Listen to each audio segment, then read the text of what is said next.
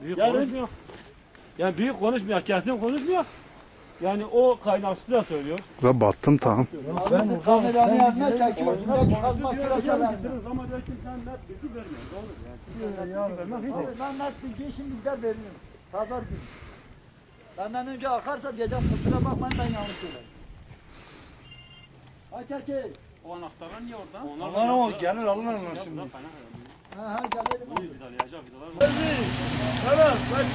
Hadi oğlum. Allah yardımcı. Allah fatla bravo millet.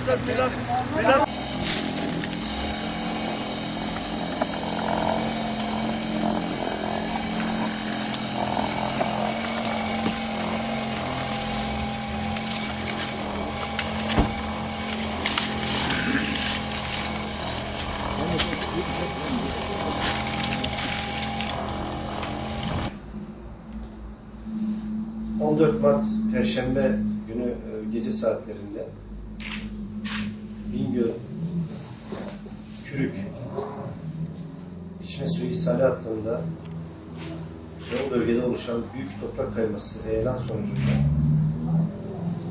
yaklaşık 500 metre uzunluğundaki ana ishali hattımız tamamen kullanılamaz duruma gelmiştir.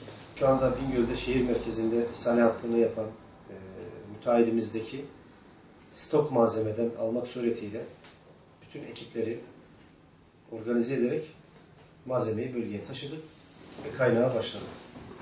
Tabii bu kaynağın yapılabilmesi için de belli bir sıcaklık gerekiyor. Elektrofüzyon kaynağı için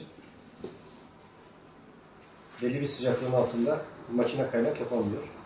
Bunu aşma adına da orada kurduğumuz bir çadırda orayı da ısıtmak suretiyle kaynak makinesini ve kaynak malzemelerini temin etmek suretiyle elektrofüzyon kaynağımızı polietilen borulara yapmaya başladık. Şu ana kadar yaklaşık 500 metrelik bir alanda yapılması gereken bu çalışmanın öncelikle 100 metrelik bölümünü bitirmiştik. Montaj olarak şu an itibariyle kaynakların geri kalan kısmıyla birlikte toplam %75'ine yakınını kaynak etmiş durumdayız. Yaklaşık şu an itibariyle 100 litre civarında diğer kaynaklarımızdan şebekeye aktarılan bir su var. 50 litre civarında da parklardan verdiğimiz bir su var.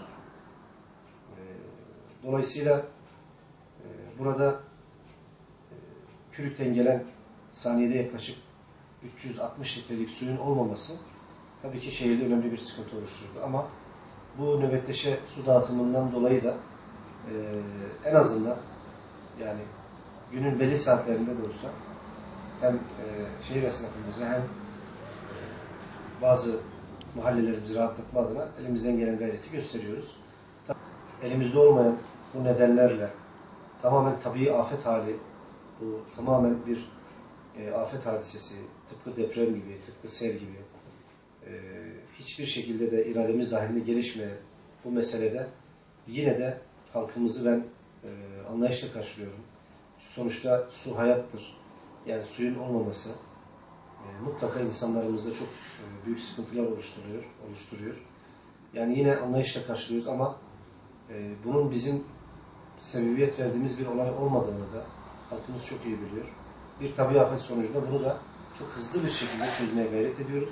İnşallah ümidim odur ki kısa bir süre sonra da bu hattı bitirip inşallah şehre bu suyu vereceğiz. Ama biz de halkımızın şuna inanmasını istiyoruz. Gece gündüz hiç olay anından itibaren ara vermeden bütün ekiplerimizi organize etmek suretiyle bu çalışmaları devam ettiriyoruz. Kurumları da kendi tankerlerimizle içme suyu taşıyarak, temiz su taşıyarak depolarımızdan besliyoruz. İşte okullar, hastaneler, yurtlar ve camilere öncelikle buralara veriyoruz. Başka hiçbir özel siteye ya da eve veremiyoruz. Çünkü imkanlarımız sadece bu kurumlara vermeye yeterli.